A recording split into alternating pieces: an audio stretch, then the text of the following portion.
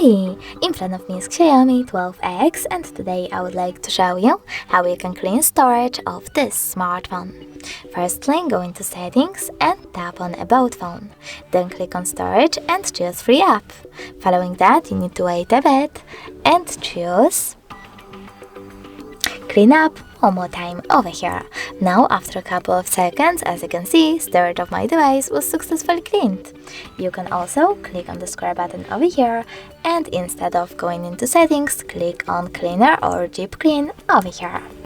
Thanks so much for watching. If you enjoyed this video, don't forget to leave a like, comment and subscribe.